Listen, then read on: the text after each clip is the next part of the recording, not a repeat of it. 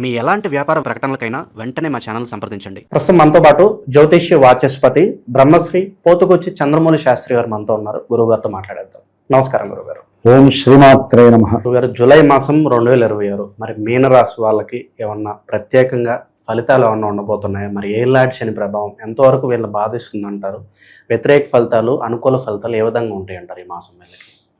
ముఖ్యంగా అండి, ఈ జూలై మాసంలో వీరికి కుజగ్రహ ప్రభావము అత్యంత ఉత్కృష్టమైనటువంటి శుభ ఫలితాలను ఇస్తుంది మీనరాశి వారికి. ఎందుకంటే ఎవరి శరీరమైనా పడిపోతున్నా వాళ్ళు ధైర్యం తెచ్చుకున్నారనుకోండి, ఏమవుతుంది? శరీరం పడిపోదు.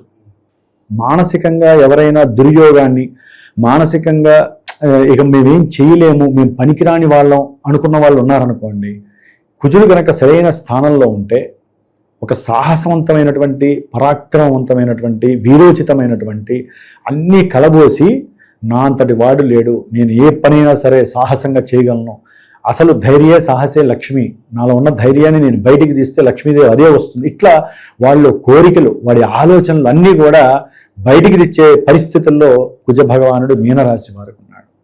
ఆ కుజు ఒక్కడే ఈ మీనరాశి వాళ్ళని ఈ నెలల్లో నిలబెడతాడండి. మిగతా గ్రహాలు ఒకెత్తు, ఈయన ధనాధిపతి అయి వీరు ధైర్యంతో ఆలోచించి కోరికని ముందు లోపల 1కి 10 సార్లు నేను ఈ పని చెయ్యాలి అంటే, దీంట్లో మంచి కోరికలు, చెడ్డ కోరికలు అని ఉంటాయి.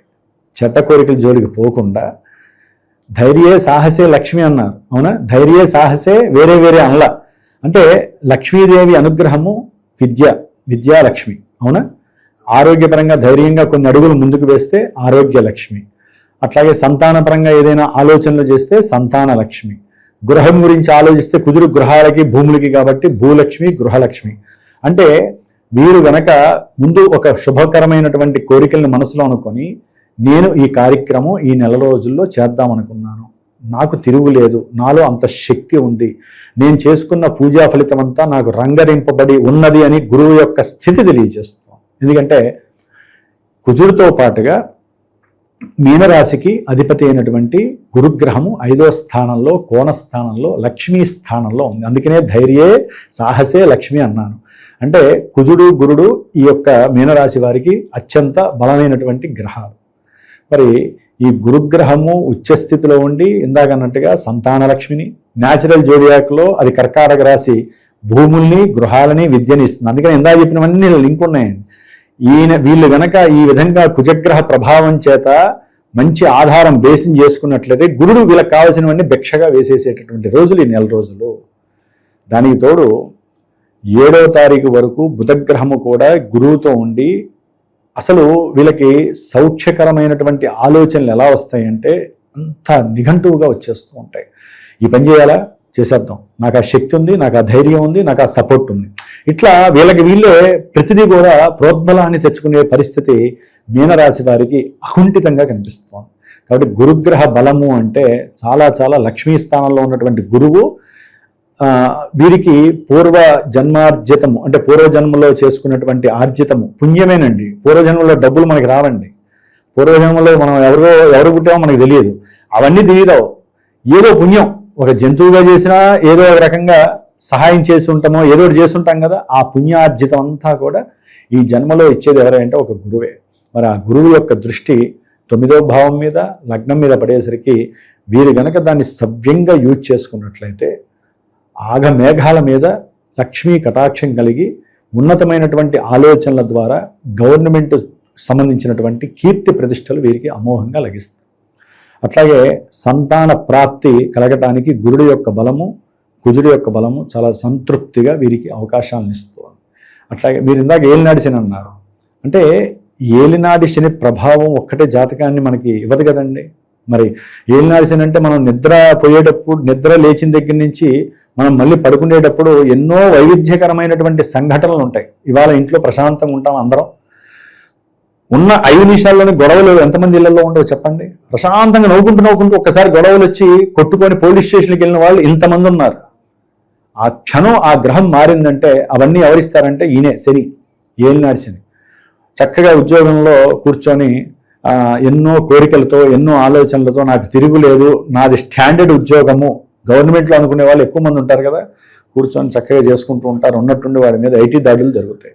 రాజకీయ నాయకుడైనా అంతే, నాకు ఆ గోడల్లో ఉన్నాయి, లేకపోతే భూమిలో నాకు ఉన్నాయి, లేకపోతే కలశాల్లో ఇంట్లో పెద్ద పెద్ద గిన్నెల్లో ఉన్నాయి, లేకపోతే నాకు తెలిసిన బినామీలు ఉంటారు కదా, ఏవో రకరకాల సంస్థలు ఉంటాయి, చారిటబుల్ ట్రస్టులు అక్కడ ఉన్నాయి, నన్ను ఎవరో ఏం చేయలేరని. కానీ మూడో కన్ను అంటూ ఒకటి చూస్తుంది చూసారా, ఆ కన్నుల్లో ముఖ్యమైన కన్ను ఎవరై అంటే ఒంటి కన్ను, ఒంటి కాలు శని భగవానుడు. ఆయన దృష్టి ఏలినాటి శని ఎలా ఉంటుందంటే అపర కుబేరుల్ని కూడా అసలు జీవితంలో మళ్ళీ డబ్బును చూస్తామా అనేటటువంటి కింద పతనానికి దారి తీసేస్తుంది. ఏలినాటి శని ప్రభావం అంత ఘోరమైనది. ముఖ్యంగా ఈ నెల రోజులు 29వ తేదీ వరకు కూడా ఇదే జన్మరాశిలో ఉన్నటువంటి శని భగవానుడు బుధ నక్షత్రంలో ఉండడం ద్వారా వ్యాపారంలో సౌఖ్యత తగ్గుతుంది. వ్యాపారంలో వ్యాపారస్తుల మధ్య విపరీతమైనటువంటి అంతర్గత విషయాల యందు సమస్యలు, అట్లాగే వ్యాపారస్తుల మధ్య కర్మదోషాలు అధికంగా ప్రబలేటటువంటి పరిస్థితులు. ఇంకో విషయం ఏంటంటే అండి, ఈ భాగస్వామ్యంలో వ్యాపారమే కాకుండా భార్యాభర్తలు, ఈయన యొక్క దృష్టి భార్యాభర్తల స్థానమైనటువంటి కన్యారాశి మీద పడేసరికి మీనరాశి వారికి ఒక భార్య యందు భర్తకి, భర్త యందు భార్యకి ప్రేమానురాగాలు ఎక్కడో అక్కడ అంతర్లీనంగా దాగి ఉంటాయి. అవి ప్రదర్శించే లోపలే ఈ యొక్క శని భగవానుడు ఆలస్యాన్ని సూచిస్తాడు. దాని ద్వారా కుటుంబంలో ఎవరో ఒకళ్ళు మధ్యలో ఇరకటం, ఆ యొక్క బంధుత్వ, ఆ ప్రేమ అనురాగాలు ప్రదర్శించే లోపలే అది దూరం అయిపోవటము, ఈ మధ్యలో మళ్ళీ ఏదో గ్రహం వీళ్ళని చూసి ఎక్కిరించటం, దాంతో వీరి మధ్య విపరీతమైన అగాధాలు, కోర్టు సమస్యలు. ఇట్లా అంటే డైరెక్ట్గా కోర్టు సమస్యలు ఇవ్వడండి, ఇన్ని రకాలుగా ఆయన ఉన్న నక్షత్రాన్ని బట్టి ఇస్తూ ఉంటాడు. కాబట్టి ఒక రకంగా చెప్పాలంటే విద్యార్థులు కొంచెం జాగరూకతతో లేకపోతే మీనరాశిలో విద్యార్థులు ఈ బుధగ్రహం 7వ తారీఖు నుంచి 7వ తారీఖు వరకు వీళ్ళ యొక్క ఐక్యూ లెవెల్స్ ఒక పీక్ స్టేజ్లో ఉంటాయండి. మంచి గవర్నమెంట్ ప్రోత్సాహకరమైన పరిస్థితులు. కానీ 7వ తారీఖు తర్వాత ఇదే బుధుడు వక్రించి మళ్ళీ 4 సొంత క్షేత్రంలోకి వచ్చినప్పుడు వీళ్ళ ఆలోచనలు కూడా వక్రించినట్టు అవుతాయి. ఇప్పటి వరకు ఒక క్రమబద్ధంగా ప్రణాళికగా వెళ్ళినటువంటి ప్రోత్సాహంతో వెళ్ళినటువంటి వాళ్ళు వాళ్ళ యొక్క మేధస్సుని పెట్టి కొత్త కొత్త ప్రణాళికలు తయారు చేయాలి, కొత్తగా నేను ఏదో చదవాలనుకున్న వాళ్ళకి ఒక్కసారి వక్రించేటటువంటి పరిస్థితి. దాని ద్వారా ఇప్పుడు ఏలినాటి శని మళ్ళీ ప్రభావం చూపిస్తుంది. ఆయన బలంగా లేడు, ఆయన నక్షత్రంలో ఉన్న శని కూడా ఏలినాటి శనిగా ఉండేసరికి కొంచెం వక్రత్వం కలుగుతుంది. కాబట్టి ఈ విధంగా విద్యార్థులకి కొంచెం ఇబ్బంది.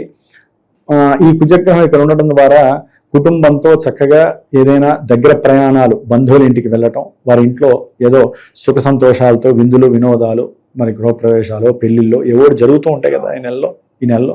మరి గురుడు పంచమ స్థానంలో చక్కగా ఆనందాన్ని ఇస్తూ, కుజుడు కూడా చక్కగా ప్రయాణాలను సూచిస్తూ ఆనందదాయకంగా ఉంటారు. వీరు గనక సూర్యుడైతే గనక వీరికి పూర్తిగా బలహీనంగా ఉన్నాడండి ఈ జూలై మాసంలో. జూలై 15 వరకు కూడా సూర్య భగవానుడు 4వ స్థానంలో ఉండటం. అంటే వీళ్ళు ఉద్యోగ విషయంలో ఏదో కోరుకుంటారు, నాకు ఈ ఉద్యోగం కావాలి, నేను ఈ ఉద్యోగం చేయాలని కోరుకుంటారు. దానికి అనుకూలంగా ఆ పక్కన ఉన్నటువంటి ఉద్యోగస్తులకి ఏదో ఒక రకంగా దానం అని మనం అనుకుంటాం, సహాయం ఏదో రకంగా చేస్తుంటారు వాళ్ళు సౌఖ్యంగా ఉండటానికి. దాని ద్వారా కొన్ని బెడిసి కొట్టే ప్రమాదం ఉండి జూలై 15 తర్వాత ఉద్యోగంలో డిస్మిస్ అంటారు వీళ్ళు చేసిన పెచ్చ పనులకి. కాబట్టి మనుషుల్ని వశపరుచుకొని ఏం చేయలేరు, గ్రహాలను వశపరుచుకోండి, దైవంతో అనుసంధానం అవ్వండి, మీరు అనుకున్న పనులు వాళ్ళు చేస్తారు. మనుషులు ఎప్పుడూ కూడా మీరు ఎంత సహాయం చేసినంత వరకు మీకు అనుకూలంగా ఉంటారు. మీరు పక్కకి వెళ్ళిపోగానే వాళ్ళు నలుగురు ఒకటవుతారు, మిమ్మల్ని విడిగా చూస్తారు. కాబట్టి అక్కడ జాగ్రత్త వహించండి. బుద్ధిహీనత్వం కలిగినటువంటి పనులు చేసి మీ ఉద్యోగాలను మీరు పోగొట్టుకునే స్టేజ్ ఏలినాటి శని ప్రభావంతో పాటుగా పంచమంలో ఉన్నటువంటి రవి ప్రభావం ఉంటుంది. కాబట్టి ఉద్యోగాలు చాలా వరకు పోయే పరిస్థితి. ఈ గురువు రవి 5వ స్థానంలో గురుడు ఉన్నంత మాత్రాన డబ్బు, వివాహము అన్ని జరుగుతాయి, సంతానం. కానీ ఇది 5వ స్థానం అనేది ఉద్యోగానికి పగబట్టిన స్థానం. రవితో కలిసినటువంటి గురువు. కొంతమంది గవర్నమెంట్ ఉద్యోగాలకు ప్రయత్నం చేసే వాళ్ళకి నిరాశ, నిస్పృహ వస్తుంది అనుకుంటారు, ఒక్కసారి డౌన్ఫాల్. దారి వేరే ఉంటుంది, లక్ష్మీ కటాక్షం వస్తుంది, వేరే రకంగా డబ్బులు, మంచి ఆనందము అన్నీ ఉంటాయి. కానీ ఉద్యోగ విషయంలో మాత్రం పూర్తిగా వీరికి ఈ నెల రోజులు మొత్తము కూడా డౌన్ఫాల్, నెగిటివ్నెస్ ఉండే అవకాశాలు ఉంటాయి. కొంతమందికి సంతాన విషయంలో గురుడు అనుకూలించిన జూలై 15 తర్వాత రవి భగవానుడు ఎప్పుడైతే 5వ స్థానంలోకి వచ్చినటువంటి రవికి ఏంటంటే అండి కొంచెం గర్భవిచ్ఛిన్న దోషాలు కలుగజేసే శక్తి ఎక్కువగా ఉంటుంది. కాబట్టి కొంచెం వీళ్ళు ఏం చేయాలంటే సూర్యనారాయణుడి దర్శనం చేసుకోవటం, గర్భవతులు, నాయనా తండ్రి నాకు ఎటువంటి గర్భదోషాలు లేకుండా కాపాడు అని చెప్పి ఆయన్ని ప్రార్థించి ఆయనకి సంబంధించిన ఓం సం సూర్యాయ నమః, లేకపోతే సూర్యుడికి సంబంధించినటువంటి 12 నామాలు ఉంటాయి.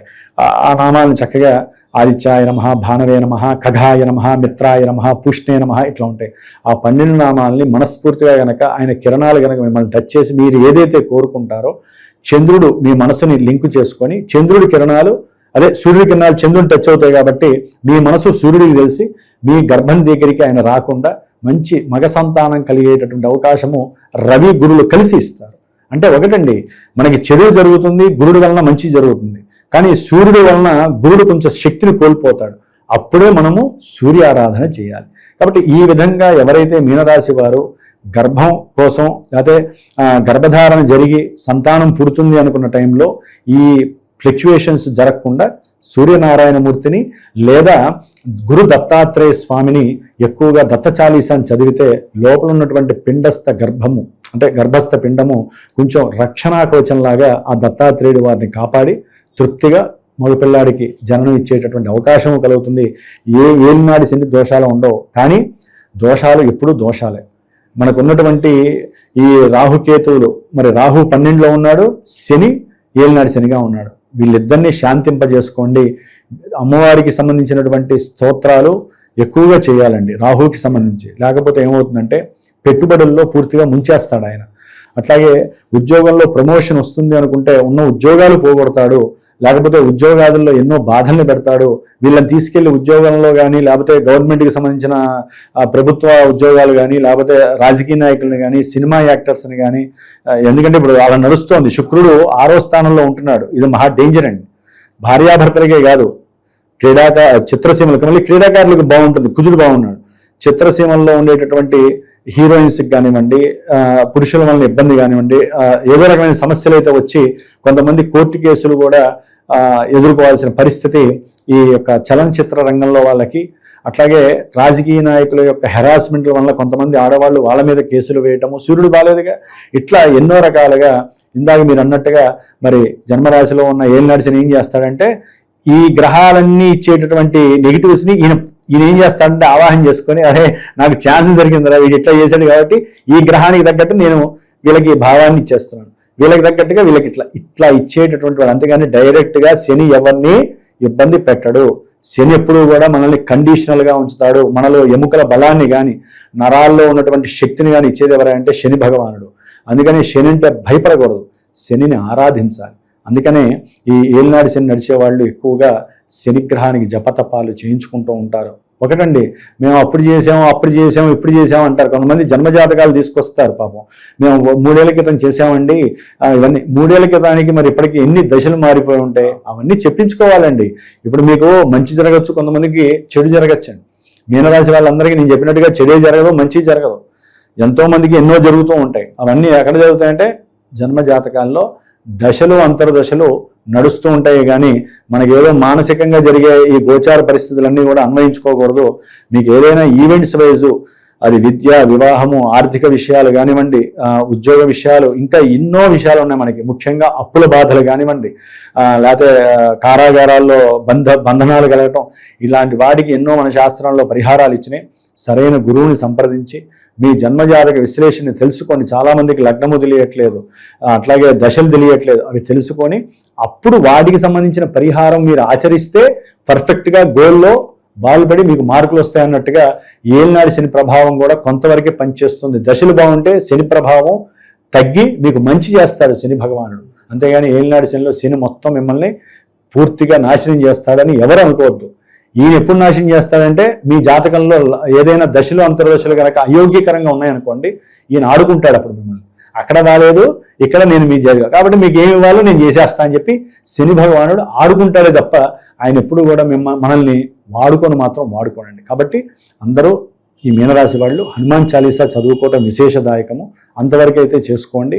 అట్లాగే రాహువుకి సంబంధించి చండీ అమ్మవారిని భగలాముఖి అమ్మవారు అంటే వాళ్ళ స్థాయిని బట్టండి. రాజకీయ నాయకులు వీళ్ళైతే ఇంకా డబ్బు బాగా ఉన్న వాళ్ళంటే అంత డబ్బు ఖర్చు పెడితే అంత వాళ్ళకి అమ్మవారి అనుగ్రహం. కాబట్టి వాళ్ళు భగలాముఖి, ప్రత్యంగిర, వనదుర్గ ఇలాంటివి చాలా ఉన్నాయి అమ్మవారి స్వరూపాలు.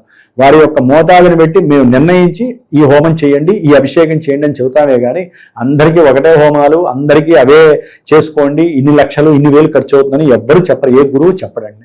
కాబట్టి ముందు మన మనసుని ఖర్చు పెట్టండి, మీ శరీరాన్ని ఖర్చు పెట్టండి. మీ వల్ల కాకపోతే అప్పుడు గురువుల్ని సంప్రదించి గురువు ఇచ్చేటటువంటి ప్రిడిక్షన్స్ ఓపికంటే చేయండి, లేకపోతే మీరు చేయాల్సిన ధర్మం మీరు చేయండి. అంతేగాని ఎవరు గురువుని అవమానపరచద్దు, గురువుల్ని మాట్లాడద్దు, ఎవరికి తోచింది వాళ్ళు చేసుకోండి. ఏ గురువు కూడా మిమ్మల్ని పట్టి లాగడగా ఇక పట్టి మిమ్మల్ని పీడిస్తున్నాడంటే వాడు గురువే కాదని నేను చెప్తున్నానండి. ఓవరాల్గా మీనరాశి వాళ్ళకి మరి ఎలాంటి స్థితిగతులు ఎదురుకాబోతున్నాయి, ఎలాంటి జాగ్రత్తలు తీసుకోవాలి, మంచి విశ్లేషణ అందించారు గురుగారు. ధన్యవాదాలు. శుభమస్తు, లోక కళ్యాణమస్తు.